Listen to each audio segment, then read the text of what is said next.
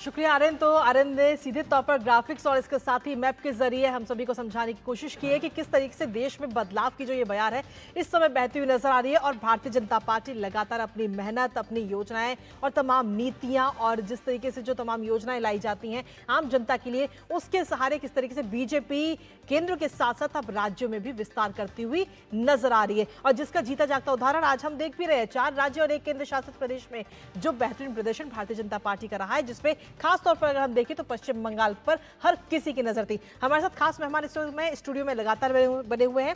नंदिता जी, अगर हम देखें तो लास्ट तस्वीर जो हम अभी अब से कुछ देर पहले आर्यन ने दिखाई कि जो देश है उसमें अब तस्वीर बदल रही है, भगवामय देश होता हुआ नजर आ रहा है। इसको लेकर क्या कुछ प्रतिक्रिया आपकी?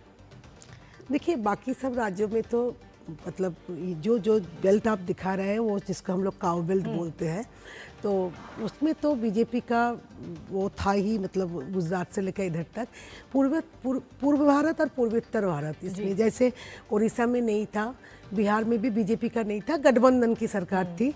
लेकिन अभी जो है सब जगह बिहार में भी बीजेपी स्ट्रांग है, गठबंधन की भले ही सरकार हो लेकिन बीजेपी वहाँ आगे है। उड़ीसा में उनकी सरकार बन गई है, तो उनका जो पूर्व का जो विजय अभियान है वो अब कंप्लीट हो गया, क्योंकि बंगाल वहाँ पर सबसे बड़ा चुनौती था बीजेपी के पास, सबसे बड़ी चुनौती। क्योंकि सब लोग मानते, मतलब ये एक मिथ है कि दूसरे भाषा में प्रचार करके आप कोई स्टेट जीत नहीं सकते, मतलब you know the regional language. बिल्कुल कोई स्टेट है, लेकिन ये मिथ बंगाल में इस बार मोदी जी ने तोड़ दिया। उन्होंने तो सारे सभाएं हिंदी में ही किया, हिंदी में ही भाषण दिया।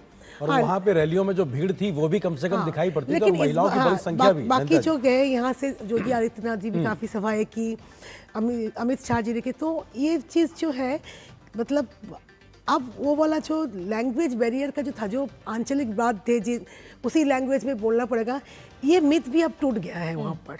बिल्कुल। दक्षिण के किले को लेकर बात की जाती